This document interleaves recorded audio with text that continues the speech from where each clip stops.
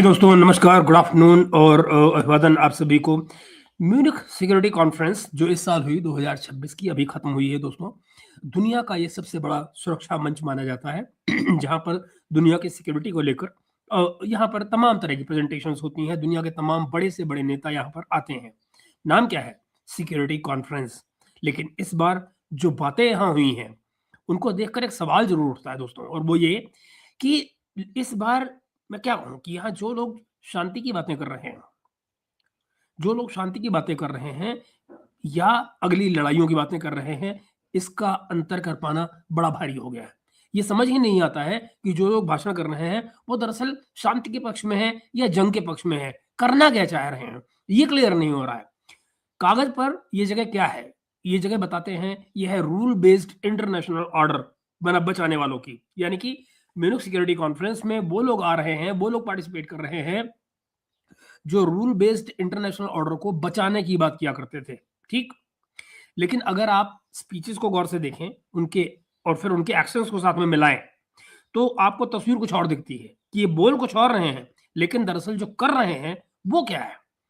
तो जो ये रूल बेस्ड ऑर्डर की बात करते हैं, सबसे ऊँची आवाज़ें अक्सर वही हैं, जिन्होंने पिछले पिछले दशकों में, इन दशकों में, पिछले 10-20 सालों में इन नियमों को बार-बार तोड़ा है। जिस रूल बेस्ड ऑर्डर की ये बात कर रहे हैं, दरअसल उसी ऑर्डर को इन्होंने बार-बार तोड़ा है। और जो शांति की सबसे तेज आवाज़ें रही हैं, वही अब खुलेआम दूसरे देशों को जंग के लिए उकसा रही हैं या ये कह रही हैं और मारो, ये लड़ाई करो, जंग करो। चाहे आप ईरान की बात करें, यूक्रेन की बात करें, रशिया की बात करें, कुछ भी, या not not to forget Venezuela. तो मित्रों, जो म्यूनिख की कहानी शुरू होती है, वो 2 तस्वीरों से शुरू होती है। वो 2 तस्वीरें क्या हैं? एक तस्वीर अंदर होटल बायरिस्टर होफ का जो कॉन्फ्रेंस हॉल है होटल का, स्वीट्स देखेंगे, पैनल्स देखेंगे, मॉडरेटर देखेंगे, टेलीप्रॉम्प्टर देखेंगे। इन सब के बीच ये तय हो रहा है कि यूक्रेन को क्या दिया जाए, ईरान के साथ क्या किया जाए, यूरोप किस रास्ते पर चले, या ये कि दूसरी तस्वीर जो बनती है वो क्या है कि जो थेरेसियन वीजे जो है, थेरेसियन वीजे दोस्तों, ये वो जगह है म्यूनिख में, थेरेसियन वीजे, जहां पर अक्टूबर फेस्ट होता है, जो अक्टूबर फेस्टिवल होता है वो थेरेसियन वीजे पर होता है। वीजे बेसिकली मैदान होता है अपने आप एक। वीजे का मतलब जो ग्रीन मैदान जिसको कहते हैं, उसको वीजे बोलते हैं जर्मनी में। तो ये थेरेसियन उसका नाम हुआ। तो थेरेसियन वीजे जो है, ये वहां पर अक्टूबर फेस्ट लगता है। वहीं पर 2.5 लाख लोग, इमेजिन कीजिए, 2.5 लाख लोग इस म्यूनिख कॉन्फ्रेंस के दौरान ईरानियन सरकार के खिलाफ नारेबाजी कर रहे थे। आप जरा कल्पना कीजिए, जर्मनी जैसी जगह में 2.5 लाख लोगों का इकट्ठा होना एक शहर के एक मैदान में। क्या ये सब कुछ हवा में होता है? यूं ही होता है, बिना किसी स्पॉन्सरशिप के होता है? कोई बिना लाए लिवाए हो जाता है? क्या ये सब लोग स्पॉन्सर्ड नहीं होते हैं?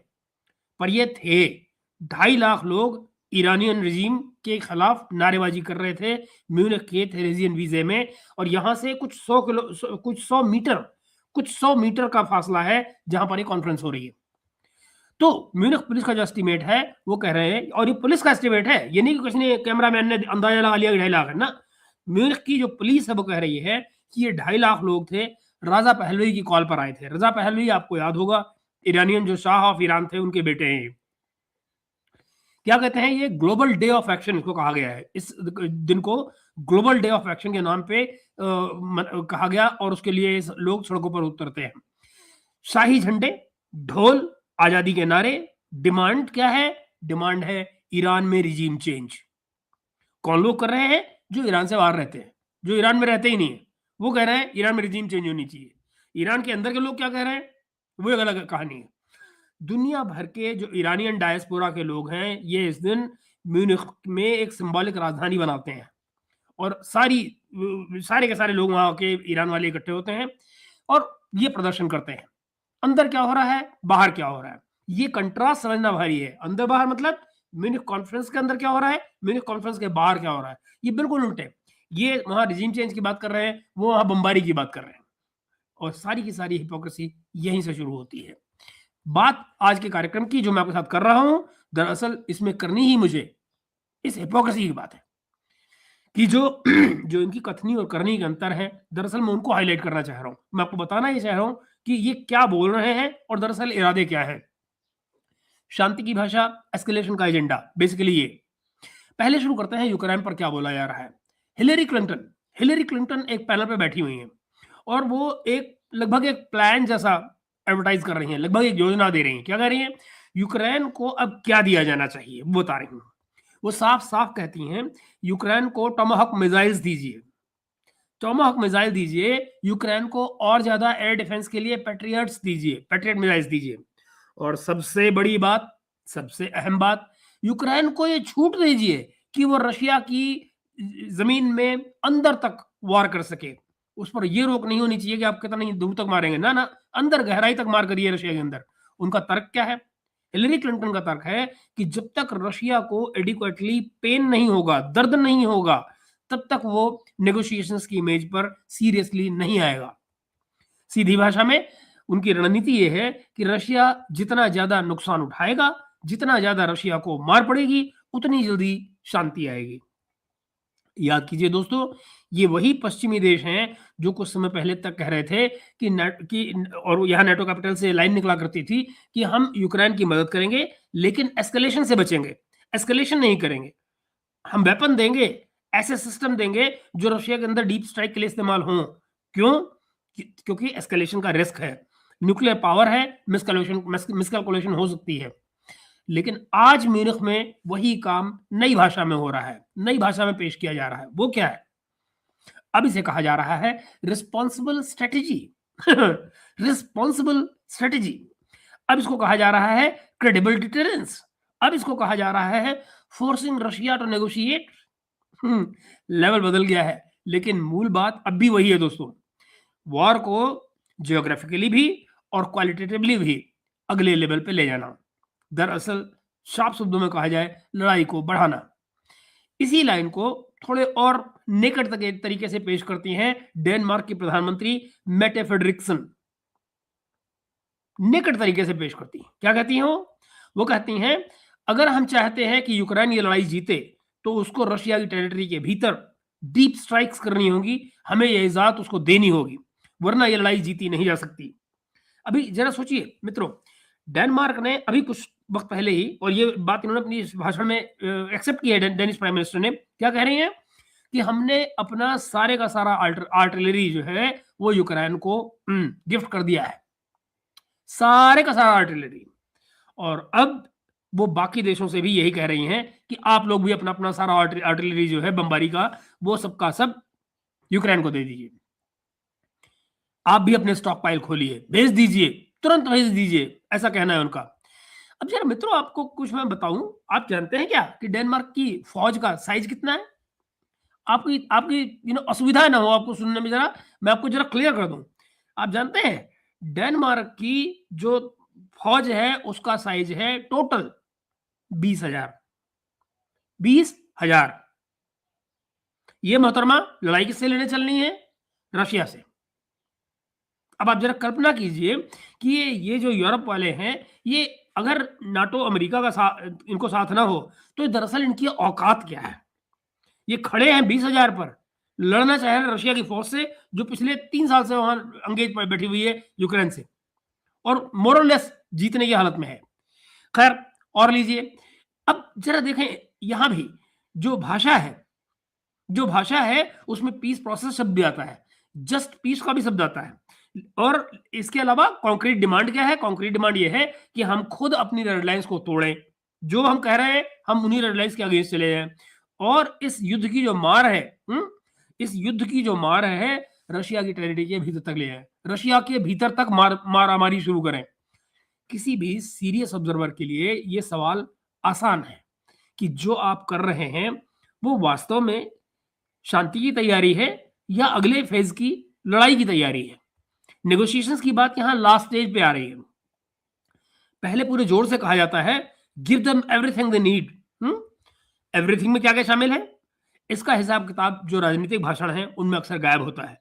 एवरीथिंग कोई ये डिफाइन नहीं करता एवरीथिंग के मायने क्या है, लेकिन जमीन पर वो एवरीथिंग किसी के शहर, किसी के बिजली घर, किसी के पुल, किसी की जान बन जाता है। ये सिर्फ मारामारी करना चाह रहे हैं। दूसरा हिस्सा लीजिए, मैं जो दूसरा कंट्राडिक्शन आपको हाईलाइट करना चाह रहा हूँ इस कॉन्फ्रेंस में जो सामने आया है, मार्को रूबियो का। Marco Rubio, secretary of state, United states. परिवार के नाम पर शर्तों की राजनीति कैसे? जरा देखिए यूरोप की तरफ। अमेरिका के सेक्रेटरी ऑफ स्टेट जो है मार्को रूबियो, ये म्यूनिख के मंच पे आते हैं। टोन बड़ी ही सभ्य है उनकी, बहुत सिविलाइज्ड टोन में बात करते हैं, बड़े ही नर्म शब्दों में बात करते हैं और क्या कहते हैं? America is a child of Europe. जरा गौर से सुनिएगा, ट्रंप का राज्य है जिसकी बात हो रही है। America is a child of Europe. हमारी वैल्यूज, हमारी कल्चर, हमारी हिस्ट्री सब यूरोप से आई है। कौन कह रहा है? अमेरिका का सेक्रेटरी ऑफ स्टेट। हमारी वैल्यूज, हमारी कल्चर, हमारी हिस्ट्री सब यूरोप से आई है। यूरोप और America historic and cultural allies हैं। वाह, हम बिलोंग करते हैं, साथ खड़े रहते हैं। ये सुनकर हॉल में बैठे यूरोपियन लीडर्स को ऑब्वियसली राहत महसूस होती है। चलो यार, इस साल ये वैसी भाषा नहीं बोल रहा है जैसी जेडी वेंस बोल के गया पिछले साल, है नहीं? पिछले कुछ सालों से ट्रंप की तरफ से जो भाषा आई है, नेटो को ऑब्सोलीट कहा गया है। अब आप सोचिए, एक तरफ क्या कहा जा रहा है? हमारी वैल्यूज, हमारी कल्चर, हमारी हिस्ट्री सब यूरोप से आई है। यूरोप और America historic and cultural allies हैं, हम बिलोंग करते हैं, साथ खड़े रहते हैं। लेकिन ट्रंप क्या कहता है? नेटो ऑब्सोलीट हो चुका है, नेटो है ही नहीं। टैरिफ की धमकियां मिलती हैं, ग्रीनलैंड को झपट के खा जाने की, मिलने लेने की बात होती है। ये सब का सब अभी भी यूरोप की यादों में ताजा है। रूबियो की जो कंपैरेटिव सॉफ्ट भाषा है, वो उनको एक नॉर्मल अमेरिका की झलक देती है। लेकिन इसी स्पीच के दूसरे हिस्से में असली बात नजर आती है। वो क्या है? वो मार्को रूबियो ये साफ कहते हैं कि अमेरिका यूरोप से क्या उम्मीद करता है। जरा सुनिए, अमेरिका यूरोप से क्या उम्मीद करता है। वो जो एलाई है, नेचुरल एलाई है, साथ खड़ा हुआ है, पता नहीं क्या क्या कर रहा है। जरा देखिए, मार्को रूबियो माइग्रेशन के ऊपर क्या कहते हैं? कहते हैं मास माइग्रेशन वेस्ट की सोसाइटीज की कोहेजन, कल्चर और फ्यूचर के लिए खतरा बन रही है। मास माइग्रेशन वेस्ट की सोसाइटीज की कोहेजन, कल्चर एंड फ्यूचर के लिए खतरा बन रही है। अगर यूरोप ने इसे कंट्रोल नहीं किया तो यूरोपियन लोगों की सर्वाइवल तक खतरे में पड़ सकती है। ठीक है ना? दूसरा सुनिए, इससे पहले कि मैं इसके ऊपर बात करूं, आप एक और मैसेज दे लीजिए। सिक्योरिटी पर मैसेज ये है, सिक्योरिटी पर क्या कहते हैं? वो कहते हैं रशिया से लड़ाई में, नेटो में, रशिया से लड़ाई में, नेटो में, डिफेंस स्पेंडिंग में यूरोप को अपने हिस्से की जिम्मेदारी लेनी पड़ेगी। मत समझिए अमेरिका तुम्हारे साथ खड़ा हो जाएगा। वही जो एक मिनट पहले अमेरिका खड़ा हुआ था बगल में ना, और अमेरिका क्या था? यूरोप का बच्चा था, यूरोप का अलाई था, यूरोप का सब कुछ था। अब क्या कह रहे हैं? हमसे ना, पंजाबी में कहते हैं जागदे रहना, साढ़े उत्ते ना रहना। वो कह रहे अपनी ये जो रशिया के साथ लड़ाई है, नेटो की जो अपनी लड़ाई है, डिफेंस स्पेंडिंग जो है आपकी, यूरोप वाले अपना हिस्सा खुद डालें, हमसे मत उम्मीद करो, हम नहीं कुछ करने वाले। नहीं तो फिर सिक्योरिटी कॉन्सिक्वेंसेस भी अपनी होंगी, यानी कि तुम पे हमले होते हैं, मरोगे, पिटोगे, तुम जानो, तुम्हारा काम जाने, हम नहीं है। कौन कह रहा है? वही जो एक मिनट पहले कह रहा था कि यूरोप तो हमारा अलाई है, हम यूरोप के साथ खड़े हैं, हम तो यूरोप के बच्चे हैं, हमने यूरोप से कल्चर और हिस्ट्री सीखी है, और ये कहानियां हो रही थी। अगले मिनट में भाई ये बात बोल गया। इकोनॉमी और चाइना पर क्या कहा जाता है, जरा ये भी सुन लीजिए। अगर आप चाइना के साथ में बिजनेस एज यूजुअल चलाना चाहते हैं, कौन कह रहा है? Secretary of state Marco Rubio. अगर आप चाइना के साथ बिजनेस एज यूजुअल चलाना चाहते हैं और क्रिटिकल सेक्टर्स में बीजिंग पर डिपेंड रहना चाहते हैं, तो उस चोजन पाथ की कीमत भी आपको खुद भुगतनी होगी। वही साढ़े उत्ते ना रहना, जागते रहना। वो कह रहा है ये हमें कोई मतलब नहीं। बीजिंग के साथ जाना चाहते हो, चाइना से डील करना चाहते हो, तुम जानो, तुम्हारा काम जाने, हम नहीं जानते आपको, हम तो आपको पहचानते नहीं, आप है कौन? भाषा में ये सब पार्टनरशिप जैसा लगता है दोस्तों, लेकिन बीच की लाइन पढ़िए तो बात साफ हो जाती है। वो क्या है? अमेरिका अमेरिका आपसे नहीं टूटना चाहता, ओके, लेकिन अगर आप माइग्रेशन, चाइना और डिफेंस पर उसकी लाइन से दूर गए, अमेरिका की लाइन से दूर गए, तो झटका आपको लगेगा, अमेरिका को नहीं। ये बात कह रहे हैं secretary of state Marco Rubio Europe से। ठीक, tariff, sanctions, secondary sanctions, SWIFT access, export control, ये सारे के सारे औजार पिछले कुछ सालों में बार बार इस्तेमाल हो चुके हैं, और इस्तेमाल एक ही पार्टी करती है, उस पार्टी का नाम है United states of America. Europe अच्छी तरह जानता है दोस्तों कि जो गलतियां हैं, the mistakes will be your on responsibility, इसके मायने क्या है, इसके असली मतलब क्या है। ये बात अमेरिका जो है वो यूरोप से कह रहा है कि जो गलती करोगे उसकी जिम्मेदारी तुम्हारी अपनी है, तुम जानो तुम्हारा काम जाने। एक तरफ रूबियो कहते हैं हम परिवार हैं, वी आर अ फैमिली। दूसरी तरफ सब टेक्स्ट क्या है कि अगर आप हमारी लाइन से अलग हटे तो भैया अपने खर्चे उठाओ, अपनी सिक्योरिटी उठाओ, अपने शौक, अपनी गलतियों के परिणाम खुद भुगतो। फिर परिवार गया तेल लेने, मैं नहीं जानता तुम कौन हो कौन नहीं हो।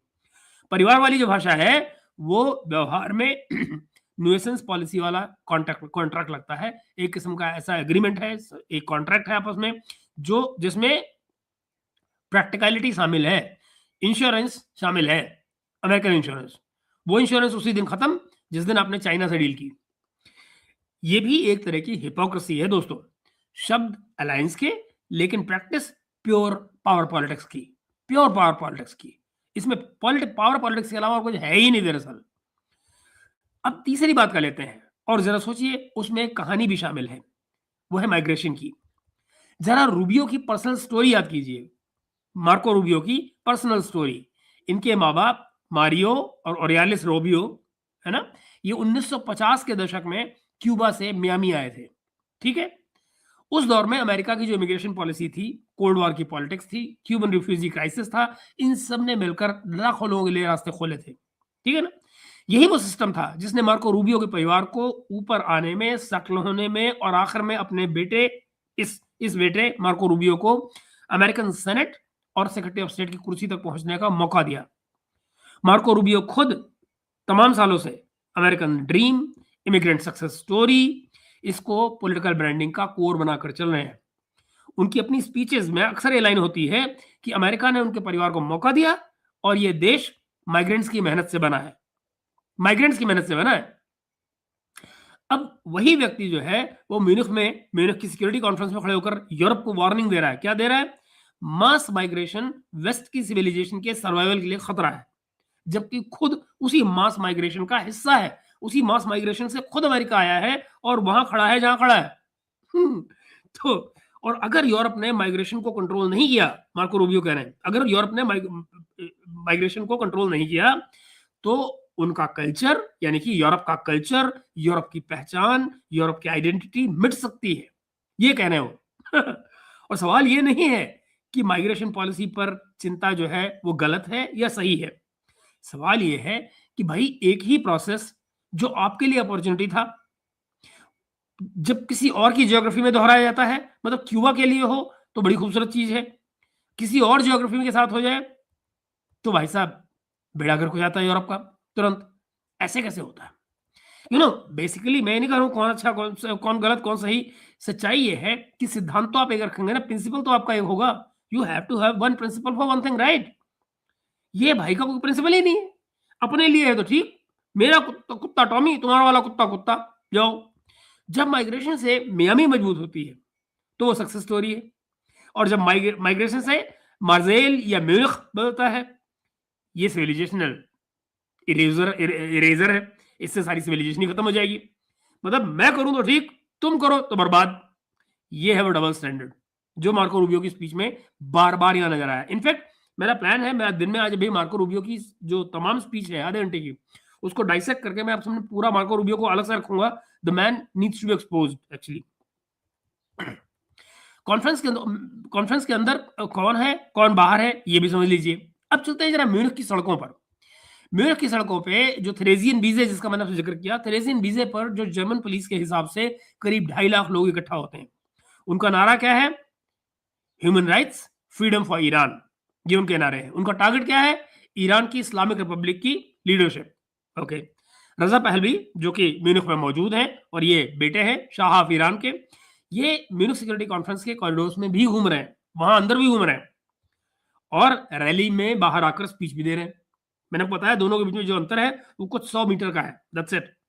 तो दोनों जगह वो बाकायदा मौजूद हैं और खुद को ईरान के फ्यूचर ट्रांजिशन का एक ऑल्टरनेटिव समझते हैं। वो समझते हैं कि भाई अगर ईरान में रिजीम बदलती है तो मैं भी एक कैंडिडेट हूं वहां का हेड ऑफ स्टेट बनने का। ये पूरा सीन एक तरफ, ये पूरे का पूरा सीन एक तरफ है, और दूसरी तरफ जो म्यूनिख सिक्योरिटी कॉन्फ्रेंस के अंदर बंद दरवाजों के पीछे दोस्तों ईरान पर डिस्कशन हो रही है, वो क्या है?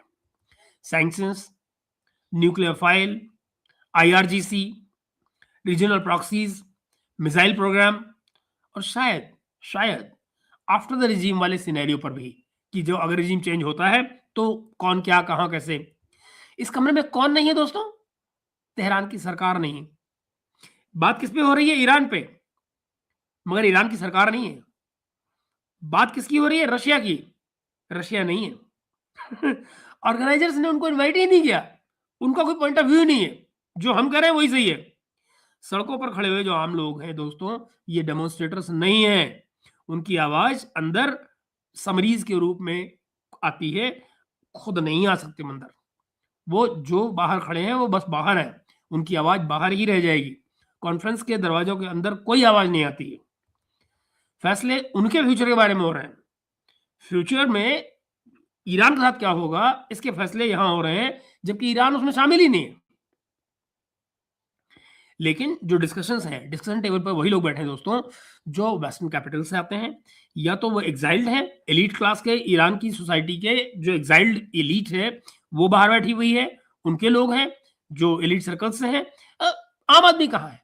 ईरान के आम आदमी की आवाज को कौन सुन रहा है और कौन रिप्रेजेंट कर रहा है, ये कोई नहीं जानता, ना कोई दिखाई दे रहा है। कुछ हद तक यही पैटर्न यूक्रेन के सवाल पे भी दिखता है। ज़ेलेंस्की म्यूनिख आते हैं, स्पीच देते हैं, कहते हैं अगर आप चाहते हैं कि ये वॉर डिग्निटी के साथ खत्म हो, डिग्निटी, वॉर और डिग्निटी, जरा सुनिए। तो अगर ये वॉर डिग्निटी के साथ खत्म हो तो हमें असली सिक्योरिटी गारंटीज और असली हथियार दीजिए। डिग्निटी, सिक्योरिटी गारंटी, वेपन्स, जरा तीनों को एक साथ रखिए और मिलाइए क्या मिलता है। आधे उपायों से काम नहीं चलेगा, हाफ मेजर से काम नहीं चलेगा, ऐसा कहना है ज़ेलेंस्की साहब का।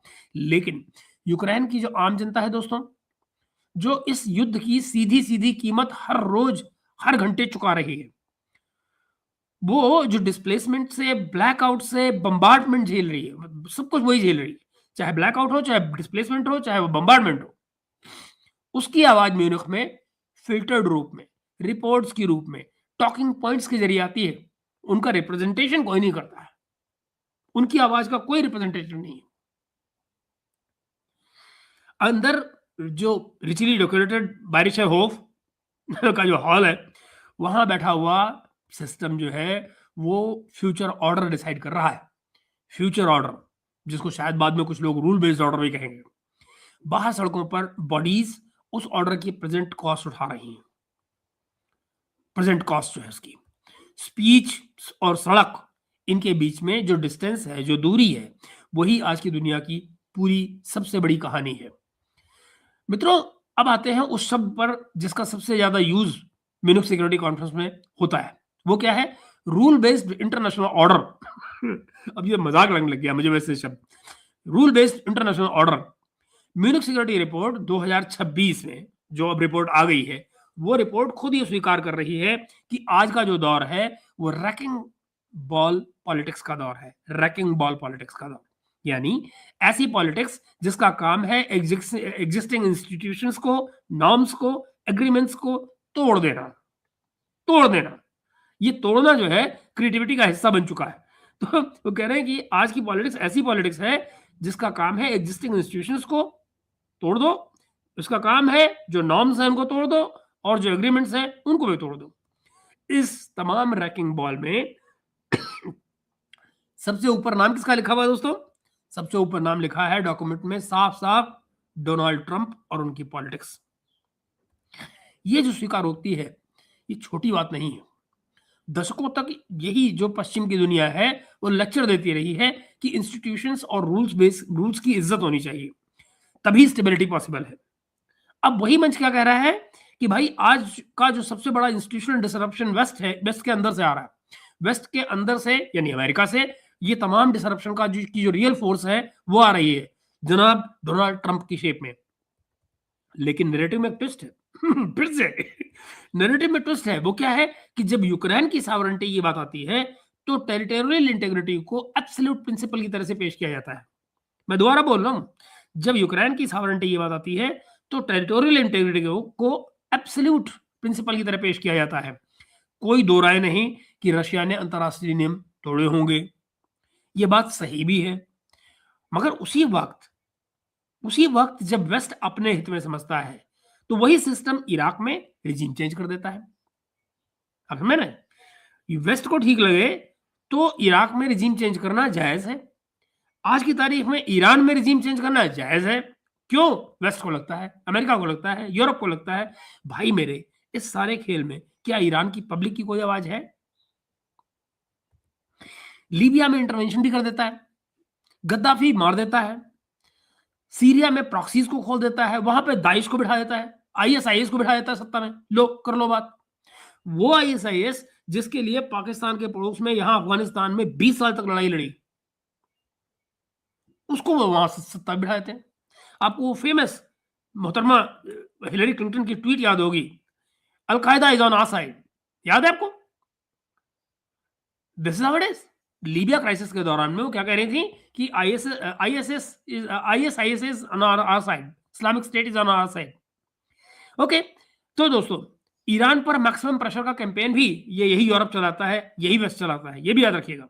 और फिर खुद को रूल बेस्ड ऑर्डर का चीफ डिफेंडर भी कहता है। कर लीजिए बात। यूक्रेन के लिए रेड लाइंस होती हैं। गाजा, यमन, किसी और जगह आग लगती है, बात आती है तो भाषा बदल जाती है। वहां पे ये बातें नहीं आती, वहां पर कोई रेड लाइंस नहीं होती। एक जगह ह्यूमैनिटेरियन लॉ का डिटेल्ड हिसाब मांगा जाता है, ह्यूमैनिटेरियन लॉ का डिटेल्ड हिसाब मांगा जाता है। दूसरी जगह वही सवाल पूछना सिक्योरिटी कंसर्न्स के खिलाफ माना जाता है। आप समझने में क्या बात कर रहा हूं? यही डबल स्टैंडर्ड्स हैं जिनको दुनिया देख रही है दोस्तों, और इसी पर अब खुलेआम इस पे बहस भी शुरू हो रही है, और बहस होनी भी चाहिए, क्यों ना हो। म्यूनिख के एक पुराने ब्रीफ का टाइटल था स्टैंडर्ड डेविएशन। स्टैंडर्ड डेविएशन यानी डबल स्टैंडर्ड्स और हिपोक्रेसी पर ग्लोबल डिबेट। ठीक, आज की जो म्यूनिख सिक्योरिटी कॉन्फ्रेंस है उसी डिबेट का एक लाइव मंच बन चुकी है। एक तरफ स्पीचेस में कहा जा रहा है कानून सबके लिए एक है, नॉर्म्स सबके लिए एक ही हैं। दूसरी तरफ प्रैक्टिस क्या है? प्रैक्टिस ये है कि नॉर्म हमेशा कॉन्टेक्स्ट के हिसाब से बदल जाते हैं। दोस्त के लिए एक रूल और दुश्मन के लिए दूसरा। रूल एक नहीं है सबके लिए। आखिर में सवाल सिर्फ म्यूनिख सिक्योरिटी कॉन्फ्रेंस या म्यूनिख का नहीं है। सवाल यह है दोस्तों कि जो ग्लोबल पॉलिटिक्स है उसको हम किस भाषा में समझने की कोशिश कर रहे हैं। म्यूनिख के मंच पर बहुत सारे बड़े नाम ऐसे सॉल्यूशन बेच रहे हैं जिन्हें 20-30 सेकंड की टीवी क्लिप या सोशल मीडिया की रील में आप पैक कर सकते हैं। Give them everything they need, यानी या स्ट्राइक डीप इनटू रशिया, या स्ट्राइक क्या कहते हैं, मास माइग्रेशन इज अ थ्रेट, आप बेच सकते हैं ना इनकी लाइनों को। या फिर और एक लाइन निकलती है वहां से, the old world order no longer exist, we must wake up. ये सारी की सारी लाइंस डिसाइसिव लगती हैं, लेकिन इन सवालों के पीछे जो असली कॉस्ट है, जो असली कीमत है, वो है लाखों लोगों की जिंदगी, पूरी की पूरी इकोनॉमी का फ्यूचर। किसी भी गलत कदम पर एस्केलेशन की संभावना, और ये रेयरली उसी वेट के साथ चर्चा में आते हैं जैसी बाकी चीजें आ रही हैं। जो सोचता है कि Munich, Ukraine, Iran, Trump, Europe जैसे विषय कुछ पैनल डिस्कशंस या कुछ मिनट्स के की नोट्स स्पीचेस में सॉल्व किए जा सकते हैं, यही लग रहा है। जो आदमी भी, मैं आपको अंडरलाइन कर दूं इस बात को दोस्तों, जो आदमी भी ये सोचता है कि म्यूनिख, यूक्रेन, ईरान, ट्रंप और यूरोप जैसे जो सब्जेक्ट है वो किसी पैनल डिस्कशन में या कुछ मिनट के की नोट स्पीचेस में हल किए जा सकते हैं, सॉल्व किए जा सकते हैं, सीरियस बातचीत नहीं कर रहा है वो। ऐसा आदमी कोई सीरियस बातचीत नहीं कर रहा है। सीरियस बातचीत वहां से शुरू होती है मित्रों जहां हम ये अनकंफर्टेबल सवाल पूछने शुरू करते हैं, डिस्कंफर्ट लाने वाले सवाल पूछना शुरू करते हैं। इन डिसीजंस में कौन नहीं बैठा है, किसकी आवाज है जो हमेशा कमरे से बाहर रहती है, जिस ऑर्डर को बचाने की बात हो रही है उस ऑर्डर में किसके लिए जगह है और किसके लिए नहीं है। ये वो सवाल है जिन पर बात होने की जरूरत है। और सबसे बड़ा सवाल, जो लोग रूल्स, शांति, सिविलाइजेशन की लैंग्वेज पर मोनोपोली का क्लेम करते हैं, मार्को रूबियो जैसे, उनके अपने रिकॉर्ड, उनके अपने हित, उनके अपने इंटरेस्ट इस भाषा को कितना हॉलो बना चुके हैं। म्यूनिख सिक्योरिटी कॉन्फ्रेंस 2026 इस लिहाज से एक तमाशा नहीं बल्कि एक मिरर है, एक आईना है। अगर इस आईने को गौर से देखेंगे दोस्तों तो आपको साफ नज़र आएगा कि आज की दुनिया में सबसे ज़्यादा जो इस्तेमाल होने वाले शब्द हैं, यानी peace, security, rule based order, ये सबसे ज़्यादा मिसयूज़ भी यही होते हैं। सवाल ये नहीं है कि म्यूनिख में क्या बोला गया, सवाल ये है कि जो बोला जा रहा है, उसे हम किस नज़र से सुनते हैं। साउंड बाइट की तरह से या दुनिया के अलग-अलग 10-20 साल की कीमत को ध्यान में रखते हुए? ये हैं वो सवाल मित्रों, जो मुझे आपको इस म्यूनिख सिक्योरिटी कॉन्फ्रेंस की बात से सामने रखने थे। इस पर चर्चा हम जारी रखेंगे, लेकिन मैं आपकी बातें भी सुन लेता हूँ, ये कमेंट्स ले लेता हूँ और फिर हम अपनी बात को आगे बढ़ाएँगे। और जैसा मैंने कहा, नेक्स्ट प्रोग्राम में मैं